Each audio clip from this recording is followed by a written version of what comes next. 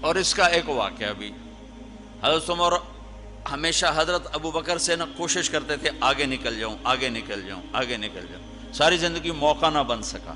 تبوک کا موقع آیا تو اللہ کے نبی نے کہا مال خرچ کرو۔ عثمان رضی اللہ تعالیٰ نے 10,000 لشکر کا سارا سامان تیار کیا، ان کی سواریاں، ان کا راشن کے لیے تھیلوں کو بند کرنے کے لیے دھاگے تک اپنے گھر سے دیے، اور 300 دینار اوپر دیے۔ تو اللہ کے نبی کی جھولی میں وہ 300 دینار پڑے تھے یوں، اور آپ ان دیناروں کو اٹھا کے یوں فرما رہے تھے ما علی عثمان اللہ یعمل بعدا، عثمان آج کے بعد کچھ بھی نہ کرے تو جنت واجب ہوگی۔ تو عمر کہنے لگے آج میں ابو بکر کو کاٹ سکتا ہوں، آج میں اس سے آگے نکل سکتا ہوں کہ وہ آج کل غریب ہے، میں مالدار ہوں، تو وہ تھوڑا لائے گا میں زیادہ لاؤں گا تو میں بڑھ جاؤں گا۔ لہٰذا انہوں نے اپنے مال کا آدھا حصہ، آدھا گھر میں رکھا اور آدھا لے کر آئے۔ ابو بکر نے جھاڑو پھیر دیا، جو کچھ تھا وہ سارا سمیٹ کے لے آئے۔ جب دونوں پراپرٹی سامنے رکھی گئیں تو حضرت عمر کی بہت زیادہ نظر آ رہی، ابو بکر کی بہت تھوڑی نظر آ رہی۔ لہٰذا حضرت عمر بڑے اطمینان میں کھڑے کہ آج جیت خطاب کے بیٹے کی ہے۔ میں قربان جاؤں، اللہ رسول تو جانتے ہیں کہ کون کیا کر کے آیا ہے، تو میرے نبی نے سوال ہی بدل دیا جو اس موقع کا سوال ہی نہیں۔ کوئی آدمی مسجد میں چندہ دینے جائے، مدرسے میں چندہ دینے جائے، کہا جی مول صاحب یہ 1,00,000 روپیہ ہے مدرسے کے لیے، مسجد کے لیے۔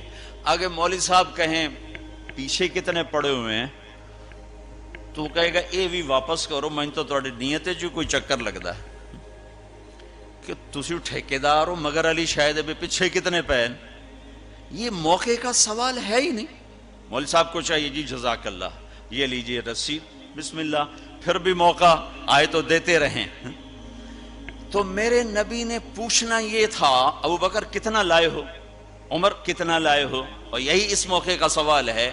لیکن اللہ رسول جانتے ہیں کہ کس کے مال میں وزن زیادہ ہے، تو میرے نبی نے سوال بدل دیا، فرمایا عمر ما خلفت، واہ واہ، عمر پیچھے کیا چھوڑ کے آئے ہو؟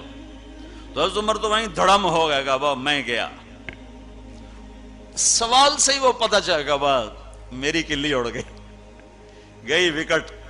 عمر ما خلفت یا ما ترکت لأہلک، یہ دونوں الفاظ ہیں، پیچھے گھر والوں کے لیے کیا چھوڑا؟ تو پہلے حضرت عمر بڑے جوش میں کھڑے تھے، پھر ایک دم ڈھیلے ہو گئے، کہنے باجی آدھا چھوڑا ہے آدھا لایا ہوں۔ پھر آپ نے کہا ابا بکر ما خلفت یا ما ترکت لأہلک، ابو بکر تو پیچھے چھوڑ کے کیا آیا، بچوں کے لیے کیا چھوڑ کے آیا؟ تو انہوں نے کہا ترکت اللہ ورسول،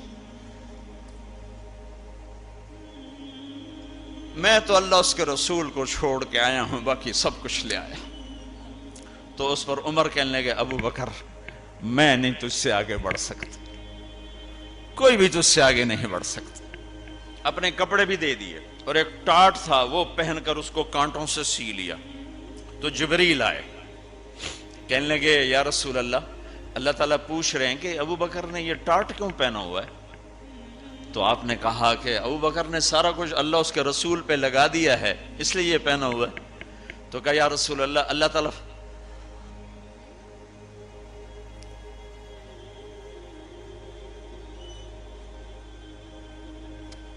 تعالیٰ فرما رہے ہیں ابو بکر سے پوچھو مجھ سے راضی تو ہے،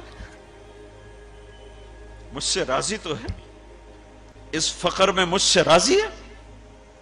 میں تو اتنا سفر کر کے آیا ہوں، حالانکہ ابھی 4 دن پہلے میں 12 ملکوں کا 10 ملکوں کا سفر کر کے آؤں، ساری ہڈیوں میں درد ہے، میں اس لیے آیا ہوں کہ چلو کوئی بخشش کا بہانہ مل جائے، کوئی بخشش کا بہانہ مل جائے، اللہ راضی ہو جائے۔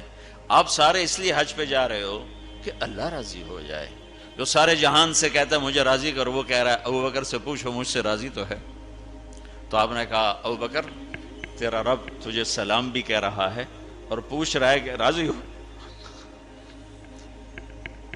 تو ابو بکر کی چیخیں نکلی، میں اپنے رب سے راضی، میں اپنے رب سے راضی، میں اپنے رب سے راضی۔